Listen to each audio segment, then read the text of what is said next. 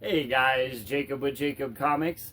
Happy new comic book day, April 9th, 2025. Hope all you guys found all your books in your cubby, on the new comic book shop wall. However you guys get your books, I hope you found all the books you're looking for this week. I know I did here in the loud, mysterious black bag. I did make some cuts this week, and we'll talk about that and the lonely two books that I have in my top 5 this week. As always, come check me out on Whatnot. Links are below. We got mystery boxes, 9/8 mystery boxes, slabs, raws, sets, all kinds of fun stuff. Come hang out with us. Let's get this loud, mysterious black bag out of the way. And before we get dived into my top 2, I'm gonna take a minute here and talk about 2 books that came out this week that I was getting, and they got the axe, and the reasons why. So in my least favorite spot of books that got the axe this week, I don't have Hulk. I think it's 23. I think it's 23. 22 or 23. I didn't get Hulk this week. Of the 2 runs that I dropped, it was the least liked of the 2 over the last little while. And now that we're kind of weeks past, I don't think it's spoiler territory to expunge a little bit more on why I was not a fan of this Incredible Hulk run. So to start with, the run for me, guys, started off pretty strong. Kind of had this cool horror vibe with really cool art by Nick Klein, and we introduced this new character. It's this younger girl who kind of, wishes she was a superhero, if you will, and ends up kind of wanting to tag along with Hulk. For that, because that, she sees herself in that role, even though she doesn't have any superpowers to start the storyline, and that was entertaining in and of itself, and we kind of progressed with the horror side of this storyline, where we're using kind of like a vampires and werewolves trope of Lycan and that whole kind of realm, and she ends up stealing a werewolf's coat, basically, is the best way to describe it. One of the higher up werewolves or something, it doesn't really matter. She steals his coat, and then that grants her like powers, so now she can shapeshift into a werewolf. Okay, I'm still like, okay, this is kind of interesting. Now she's got powers. What are we gonna do with with this new character that you're kind of creating? And maybe it could be interesting. I'm still, you've piqued my curiosity, right? And then the whole thing just takes a dark and morbid turn, guys. I'm just gonna be upfront about my feelings on it. The whole thing takes a dark and morbid turn. The lichen skin causes her to not be in control of herself, and she ends up killing this girl. Okay.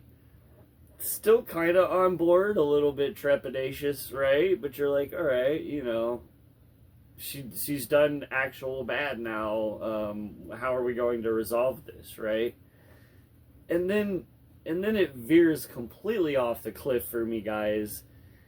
She then de-skins this person and decides that, in her right mind, or maybe she's not, I don't really know, or care at this point, she dons the skin of this young girl that she killed and traipses about in it, goes and plays basketball with some local kids.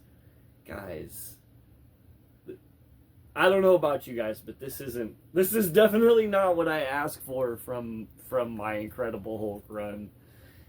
I think being a little dark and a little different can pique my curiosity coming from Marvel, you know, with the thought that Marvel would, you know, not let bounds be overstepped, but kind of, you know, a little horror, a little bloody, you know, that's okay.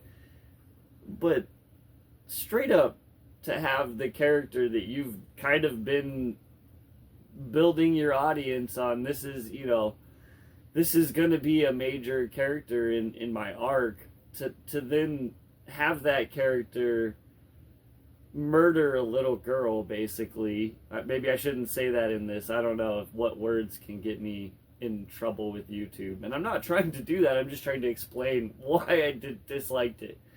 And so, you know, let her do that terrible things and use her skin as a way to then interact with people, because, you know, your actual form is part of a manhunt and people are looking for you and the Hulk. It's a step too far for me, guys. It's a step too far. I had to drop the title because of it, because it was just like, I'm not interested in this character anymore.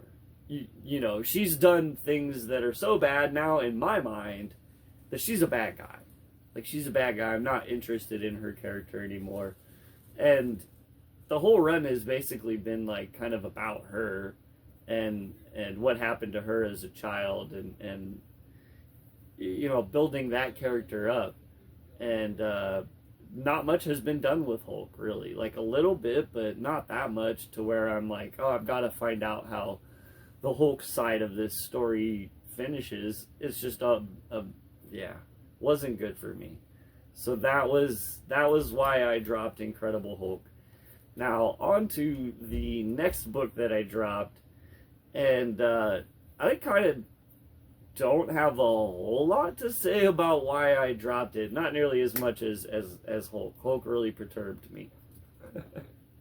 But I also decided to go ahead and drop Spider-Gwen, the Ghost Spider. I think it might have been issue 13 or 14 this week. I'm not sure. Maybe 15. Couldn't tell you. But yeah, that run's just been so meandering. I don't know where it. I mean, they set up some stuff in the beginning and a mystery, and we're still nowhere near answers for that mystery. And maybe they're answering that mystery now with the current storyline, but I'm kind of out on that one too. Like, Space Gwen, and she's got powers that make her as powerful as Captain Marvel, if you will. I don't know. I don't know, guys.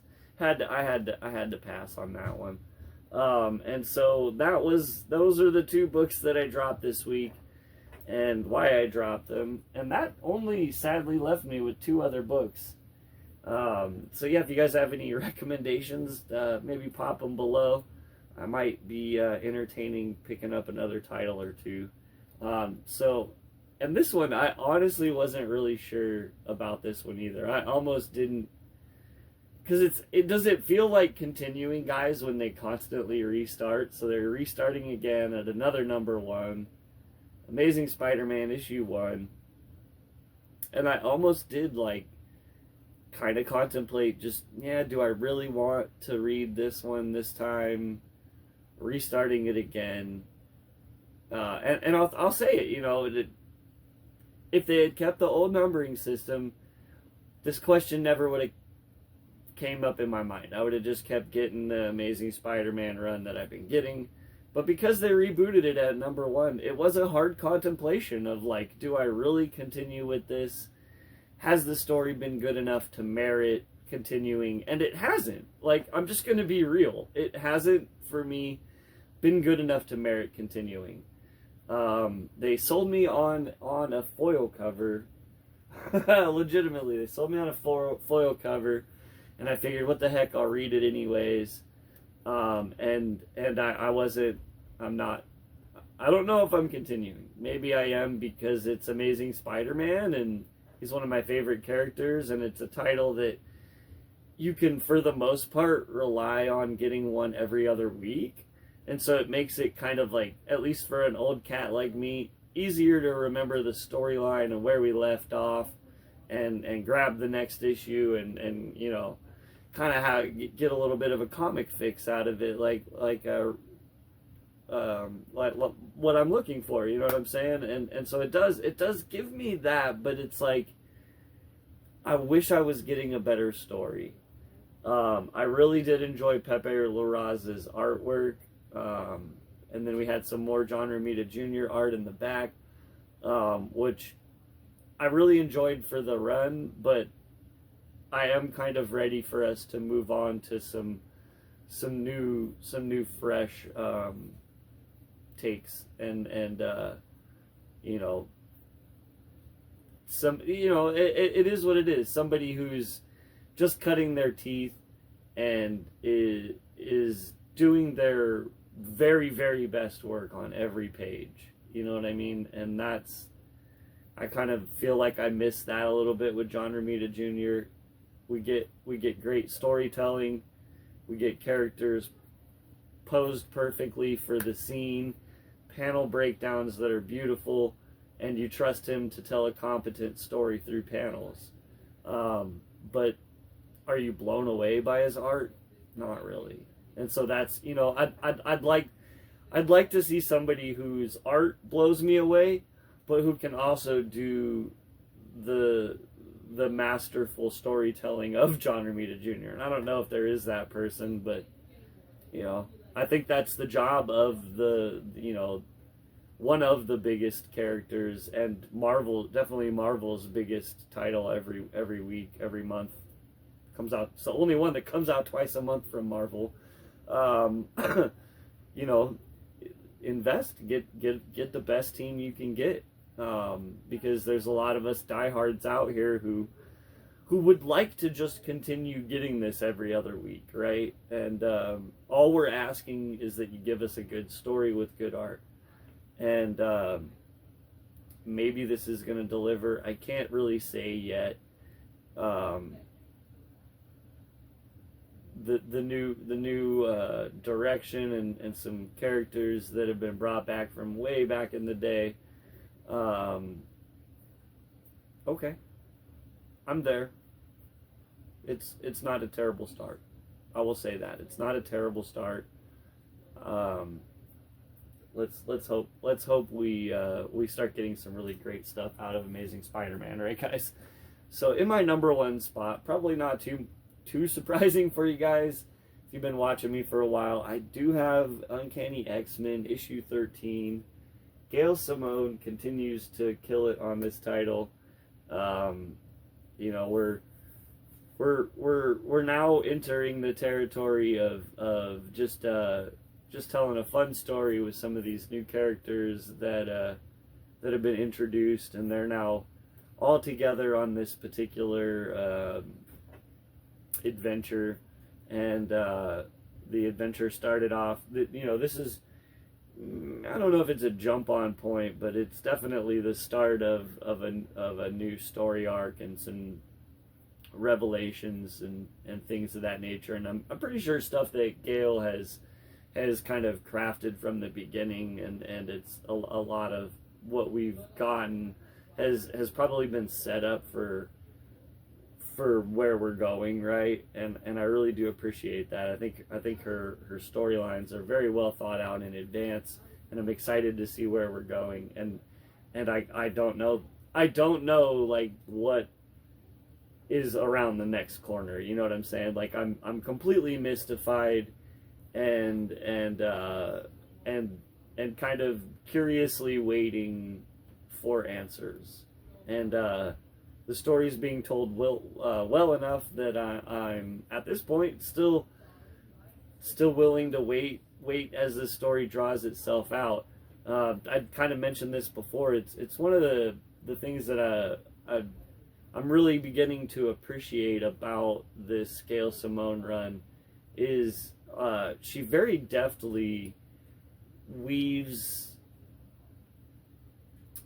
What's the best way to put this? she very deftly weaves 3 or 4 stories within one issue, right? And or maybe it's drawn back to just 2 major stories, right? But all the while, she's kind of deftly weaving this storyline.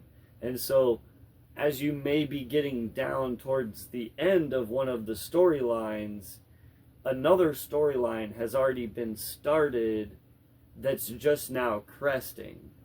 Are you guys following this? So there's always a high point in every issue where one of those stories is reaching its crescendo, right?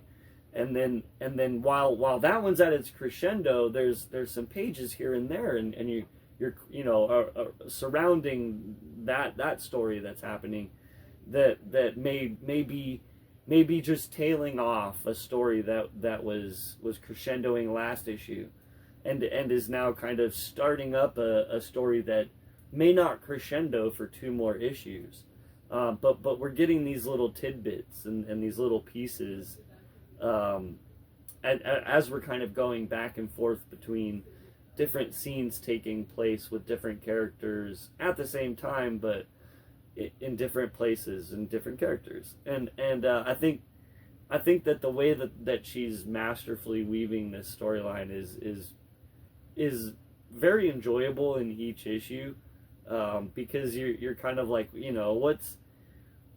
where are we taking this? And I'm pleasantly surprised at where we end up every time. And I always feel like where we end up tries to maybe not teach you like in a talking down to you way, but maybe tries to illustrate a part of the human struggle and the human condition, and that's what we're all looking for out of all of our stories is to highlight this human condition that the life that we all live, and with the ups and the downs, the trials and the tribulations, the highs, the lows, the loves, the lost loves, the everything in between. And there's so many stories to mine there in the human condition. And I think, at least for me, it's the older I get, it's what seems to resonate a little bit more, the stories that last in my head longer. Anyways, guys, that's what I have today. Enjoyed the 2 books I read. I hope you guys enjoyed all the books that you guys are getting. As always, pop comments below if you have a great book you read this week. Maybe I'll check it out. You never know. Excuse me, you never know. As always, we'll see you guys next time. Click the links below. Come hang out with me on Whatnot. We'll see you guys next time, and have a great day.